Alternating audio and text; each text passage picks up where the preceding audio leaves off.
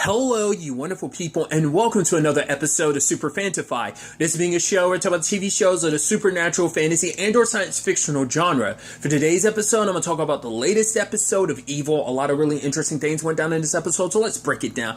The interesting crux of this episode ends up being that the team is meant to kind of do an assessment, kind of investigate a cop shooting where a cop shot a black woman because he thought he saw a weapon. What I thought was interesting is how they actually present it. Like, they could have easily made it super ambiguous by being like, no, it's not a weapon, but it's like, no, like, they clearly make it seem like it is a gun that she was grabbing. I mean, I didn't actually go back, like, maybe it is actually something else, and it's just maybe my perception was just it was a gun, but I'm pretty sure they specifically show you it being a gun.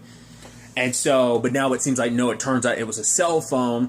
And now, obviously, I thought it was interesting because it's like, the guy who's, like, asking this, he's like, oh, do you guys have any questions? Ben, David, and Kristen aren't saying anything. It's like, oh, no, I told them to hold their questions afterwards because you know they'd have some rebuttal. And it's like, okay, all three of them literally don't want to take this case. It's like, okay, there's nothing involved here. We're dealing with a racist cop. Boom, let's move on. But he's like, no, you need to look into this. Even later on saying this statement of like, especially when they find out that maybe there is some demonic, he's saying like, he's basically saying like, who's to say that racism isn't being used for demonic means? And you have like Kristen and David, even Ben kind of look at it almost like, did you just say that? Because it's like initially, because basically the cop involved he's Catholic. And so he's like, right, I know it means that I'm, making an excuse, but the fact of the matter is, like, I did really see a gun. Like, I just want to know what's going on with me. Because the thing is, this will definitely end up going to trial at some point in the next year or so. So it's trying to see whether or not, because obviously his lawyer is telling him to plead temporary insanity, but he's kind of leaning towards, like, I think I was possessed, like something possessed me to make me see a gun. And so this is an interesting and very complicated conversation to have, just from both of like the race side of things, the cop side of things, the combination of the race and cop side of things. But Ben, David, and Kristen are kind of all on the same page initially about this. Well, it makes it even more interesting is the guy's like, hey, aren't you Kristen? It's like, yeah, like, oh yeah, your daughters and my child go to like the same thing or something like that. And it's like, oh yeah, your kids are funny. And it's just like, even Kristen would be like, right. So I had to kind of break that because it's like, right, because it's going to skew things if it seems like there's a connection between us. Like, I think the whole point was to be almost like it's just interesting he happens to know you and that might skew your opinion or something, but it doesn't. But then also there's a polygraph test, which Ben's looking into, like, whether or not you can how you can beat the polygraph test, which it is something that isn't. I think even in current day courts, it's not held to the same extent it used to be in the past. Once again, I'm basing that on cop shows I've seen, but like they're not as foolproof as they were once considered. I don't know. I don't know the legitimacy of like how they hold up in court, whether they still, like I say, carry the same weight or not. Just because they can be beaten and they can be somewhat unreliable in that regard, but I'm not well versed in the actual court system, so I don't know how viable those are nowadays. What's interesting though is looking through the body cam footage. It turns out the cop in particular has a symbol, and David looks through some videos that he has, which we'll get to in a second, and it turns out, they also have this sigil as well. It's one of the sigil, the devil sigils they've gotten. So it's like, right, so maybe there is something more to this. But then like David has an app that basically anytime he's being pulled over, it automatically records. And Ben's like, oh yeah, I've been thinking about getting that. And yeah, and Kristen's like, wait a minute, how many times were you pulled over? He's like, 5 times in a year. And she's like, David, like, that's messed up. Like, do you know how many times I've been pulled over in the past 10 years? And Ben's like, let me guess, 0. And Kristen's like, kind of like, oh, I'm so sorry, like kind of disgusted because of that. And David, I think it was Ben was kind of like, oh, that's very sweet of you, Kristen. But it's like the reality of it is just kind of like, and I think early on, and maybe this is just me, I kind of interpret that immediately as like, right, like it's that element of like, not only am I white, I've actually committed a crime. I actually murdered someone, and David's actually done nothing. He's actually a priest. He's not just a good man. He's an exceptionally good man. Which, hey, that could be a conversation in itself. Like, oh, for one, even if you're a priest, you still, I mean, it's not like you have a badge to be like, oh, I'm a priest. Like, you could probably flex and throw that. Who knows, like, what the response will be to that. But it's like, to be, like, to even being a man of God, you still can get pulled over. It's like, oh, at the end of the day, you're still a black man. You're still a minority, regardless of the situation. It could be seen as that, you know, to a certain extent. I mean, obviously, like, David's recently dealt with the whole, like, oh, yeah, like, the race issue even amongst the church. So interesting point to commentary, like, and you know, obviously with everything going on in the world, in a lot of those facets. But now it's like, it turns out there's more than one cop that has it. So now it's like, okay, so there's like a gang of cops that have this. They're like the protectors. Because even Kristen asked Mira the same question of like, Mira's kind of like, why does it have to turn into a race question? Like, it shouldn't have to, because this particular cop, he's a good guy. She brings up a situation where there was a situation where a father was claimed to be like threatening to shoot his daughter. She rolled in. He had something in his hand she thought she saw as a rifle, but the person that was with her partner, whatever, stopped her. Was like, yo, stop. And it turns out it was a broom, but she's like, I was sure it was a rifle. Even looking back, I'm sure it's a rifle. But it's like your training ingrains you to kind of see threats everywhere. It's a job where you're kind of like constantly on edge, because you know, just you're kind of taught to kind of always be, because all those things, yes, it is a split-second decision in certain regards, but even David had asked the cop, like, was it, like, did you know she was black? Okay, like, if it was Kristen that pulled you over, would you have, you know,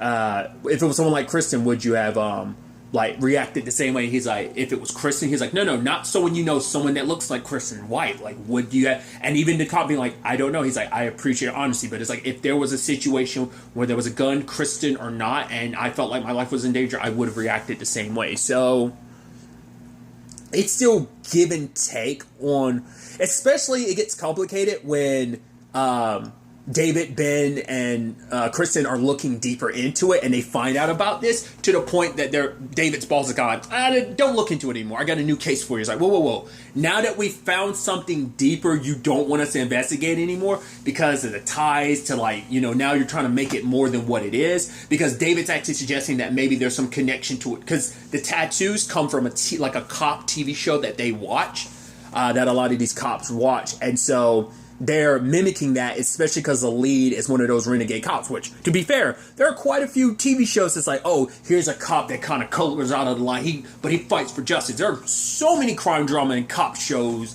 that deal with that. Like, even I'm like, oh, I side with those cops in those situations. Obviously, like, I wouldn't feel that same way in a real world situation, but it's still like the conversation of like, right, these cops are really in love with the show, even to the point they're tattooing this particular sigil from this show onto themselves, but also like that cowboy mindset is kind of translating over, like, because even, you know, David even suggesting, like, you're trying to say, like, there's no evil, but who's to say that this TV show isn't perpetuating that evil? I mean, because the sigil started there, and they talked to the creator of the show, which, for him, he's like, honestly, I'm trying to, like, be more inclusive and diversify the cast and stuff like that. He was even saying, like, I was trying to make another show with, like, a very diverse cast and, like, people of color, and the network shut it down. And then he said something I thought was an interesting line of,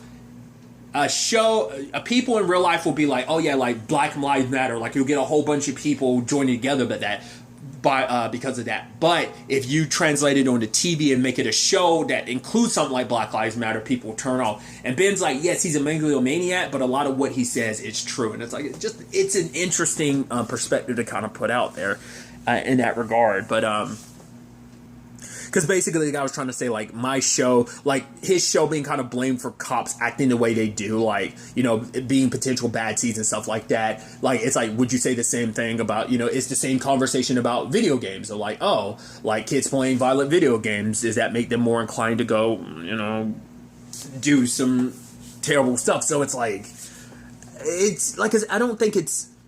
I think there is black and white to a lot of that conversation. I think it is just simply black and white, both in the literal and figurative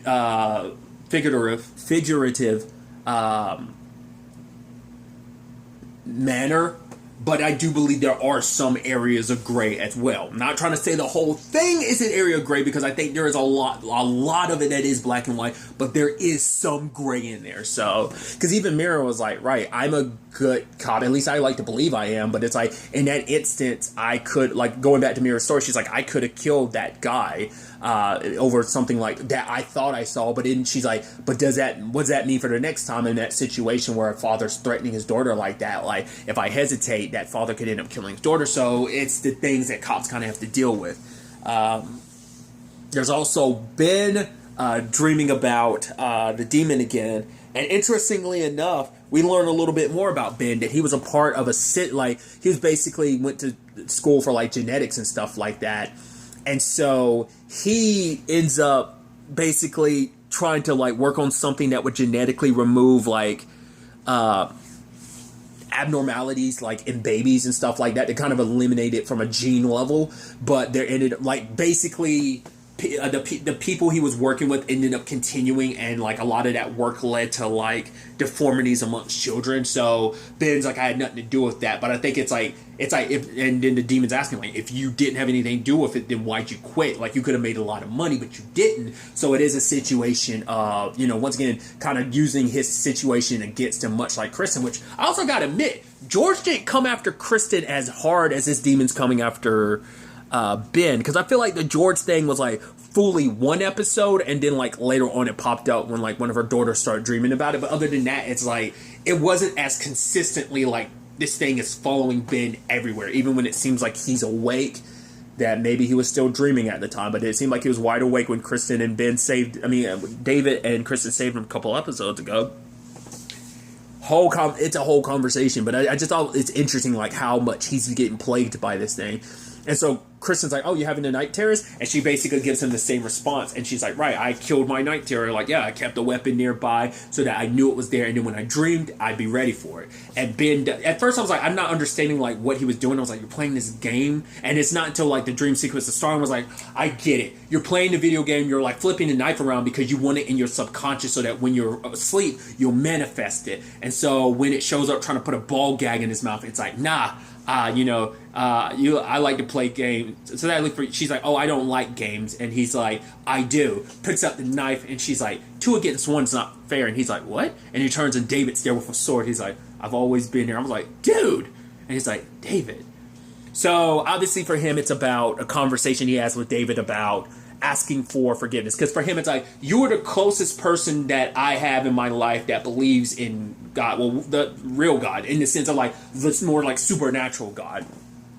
And so for that, he's like, he doesn't talk about, he's vague about it. He's like, I did a job I'm not proud of. So when you don't believe in God, like, how do you really ask for forgiveness? Like, what do you do? And David says, like, you ask something bigger than yourself, a tree, an ocean, a post office, just because if you're just saying like, I'm sorry, it's just like, it just seems like it's just words. But when you recognize like, yes, like something bigger than yourself, it doesn't have to necessarily be God, but recognize like there's something here that's bigger than yourself, and you're kind of apologizing to it. It is like you're apologizing to the world. And it isn't just, because a lot of it is like, it needs to be affirmation within yourself to believe in that apology, because it's like, no matter what medications or therapies you take, when it's kind of on the inside, it's kind of like you have to fix what's on the inside. That you can make an argument like maybe it's like trying to say that it starts with from the inside, like the sincerity of really like meaning it and pushing it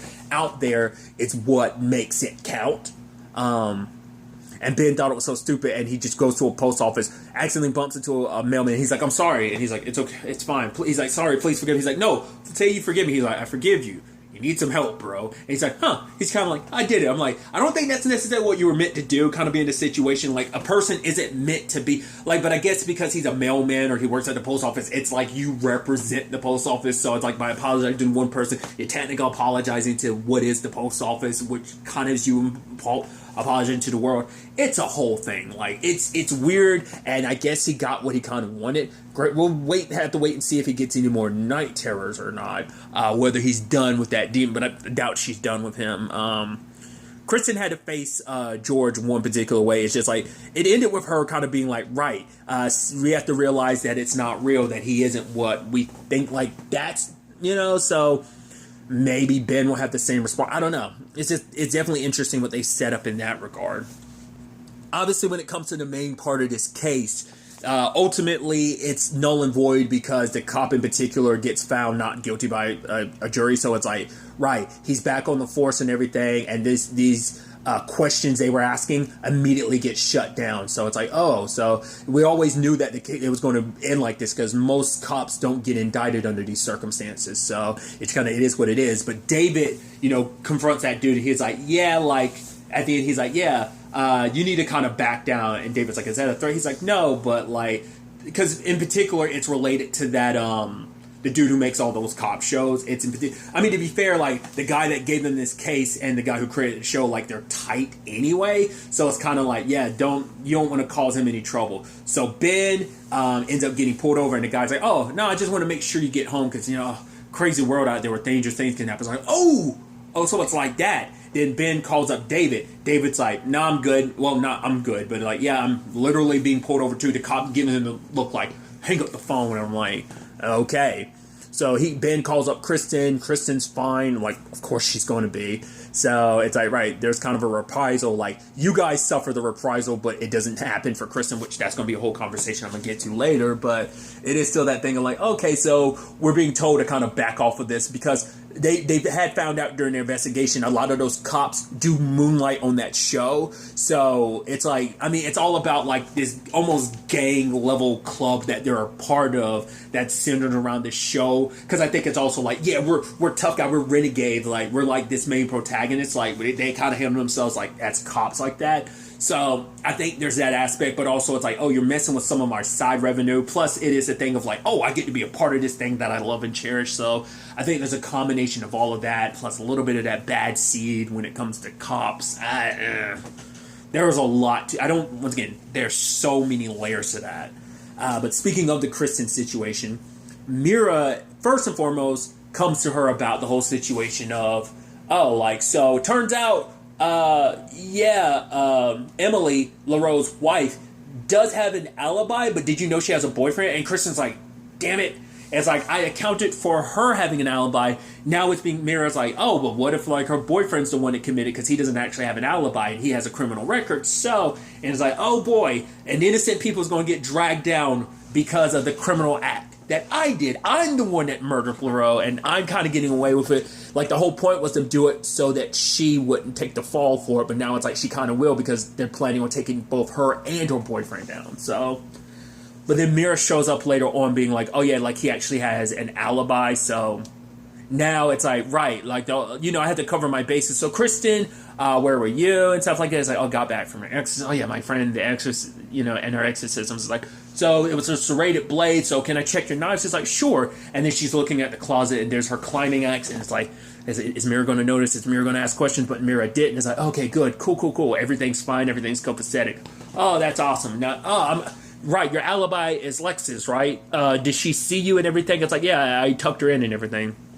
And Kristen goes to Lexus and goes, so did you see? It's like, yeah, you told me to go to bed, but then like, she's like, did I come in and tuck you in like 30 minutes later? She's like, maybe, I think so. And it's like, is that what you want me to do? She's like, no, that's what happened. She's like, yeah, that must be what happened.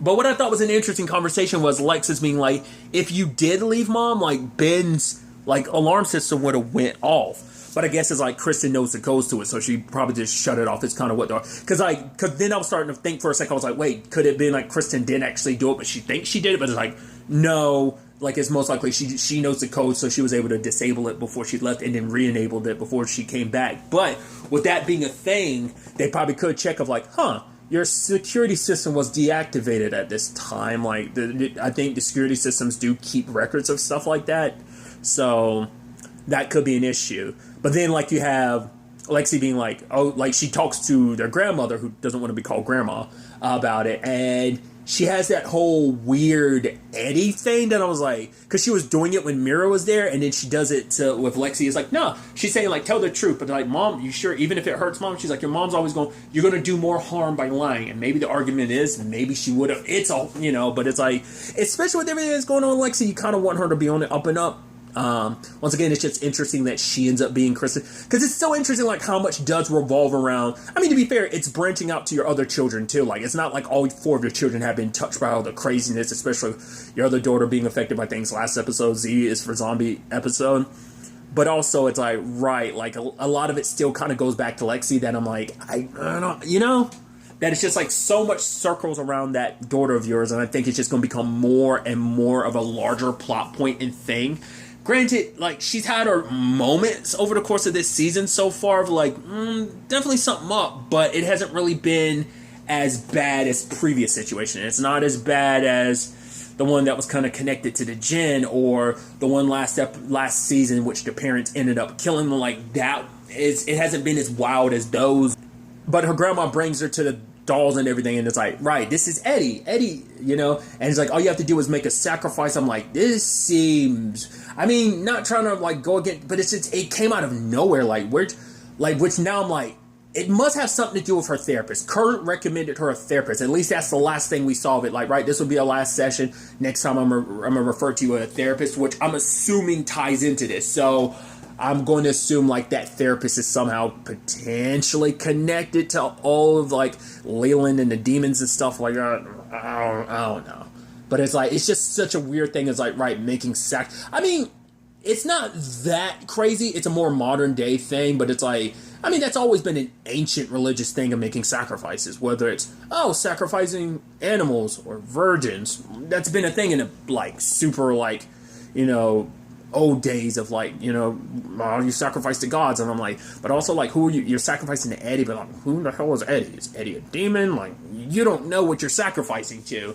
And Alexia was kind of, like, unnerved by it and ran away. And then her grandma's just kind of smiling, like, Eddie, my Eddie. And I'm like, oh, dude, this is weird. But I think it's also because I've never seen the movies, but it kind of puts me in that Conjuring Annabelle lane that I'm kind of like, oh no, dude, that's some weird, that's weird. I don't know what, that's definitely, and once again, this is like first episode to showcase that too, so that's definitely going to be a bigger thing going forward.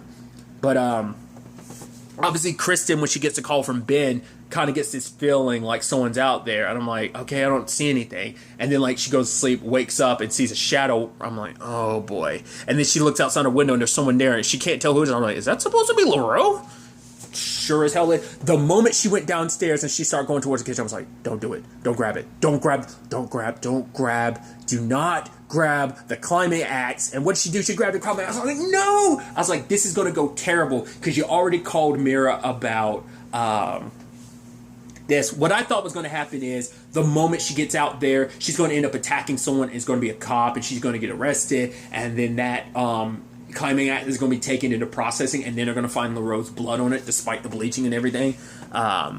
Like, I thought that was what was going to happen, but no, she just straight up saw LaRoe, which she's like, oh no, you don't feel guilty. The fact of the matter is, like, you feel a little nervous at first, but it feels good, like, the power to have over someone when you kill them. It's like that look in their eyes, like, when they just kind of send their, like, last and final breath. It's like, for him, it's like, every time I looked at one of my victims, it was like, I was like God to him. And he's like, to me, you were like God in that moment when I took my last breath and looking into you, so... And she's like, you deserve to die. For all your victims didn't deserve to die. And then lo and behold, Anya and Mira show up, both people investigating this. I was like, oh boy. And she drops the axe, and they're like, oh, Kristen, sound like you're talking to someone. She's like, I thought of someone. And then Anya's like, what's this? She's like, my climbing axe. I was like, oh. And it's like, okay. She's like, I did it. Lexi, she's a good girl. She was honest. Yeah. And because because of Cheryl, she ended up telling the truth about, like, not knowing her mom's location and stuff like that at the time. Like, not really sure if her mom was still home at the time. But she tells, hey, Anya, let me stay here and talk to Kristen for a minute. And then she gives her okay, don't say another word. He was a monster. He was a piece of crap. We all know it, to the point that,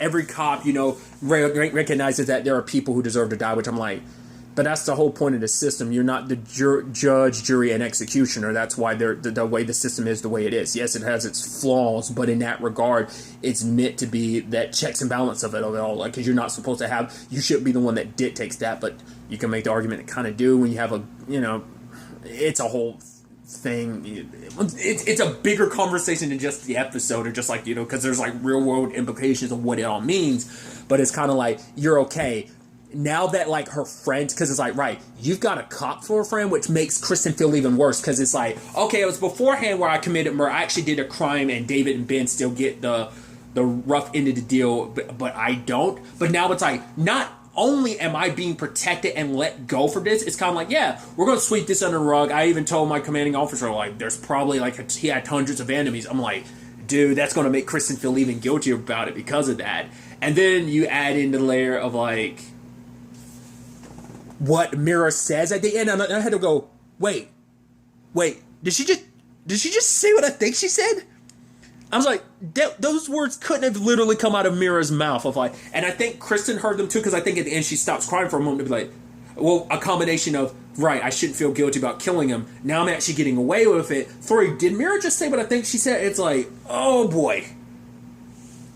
That's layers of not gray, pretty black and white there, but still like, woof. I can't believe those words came out of Mira's mouth. So I'm like, okay. And then we just end the episode with them starting their new case, which I think that's so interesting that does happen. Like, when they do get a new case, like at the end of an episode, like this happened in season 1, like when they reference like, oh, here's going to be your next case, it ends up being their literal next case. So this, like, maybe when we come back, like next episode, I didn't watch the previews, so I'm going into the next episode completely blind, like I have been so far with this entire season. But I think like either they're going to skip over that because like, oh, that's just going to be its own case, or like it's going to be a case that happens in between that we don't get to see, or it is going to be the next episode. I assume it's going to actually be the next episode, just because that's typically how the show rolls. And but it's a monastery where they have to be quiet because it has to be like a week, because it's about a guy who had died like a year beforehand. They go in because they were hearing humming coming from his coffin, so they opened it up, and it turns out his body still looked like it was reserved. So it's like, right, we need to find out whether there's like some sainthood in it, because you have to find out like whether his body has really rightfully been preserved all that time like that, and 2 signs of another miracle. Those are the 2 signs of like sainthood. Which that was a conversation recently, not in a TV show, but like a real world thing of someone else, a boy becoming what was he? I think he became the saint of technology, I think was what he was. I could be mistaken. It was like, it might not be as recent as I remember it being, but I remember that being like a real world thing. At least I remember hearing about it. But it's definitely going to be interesting to see where the next episode takes us, especially like at a monastery where you can't actually, you're not supposed to talk. It's like, how do you investigate that whole thing? Also, like, at a monastery where you're just kind of left with your own thoughts and quiet, and they'll probably be giving each other looks. Maybe they'll text each other, like, that's how they'll communicate.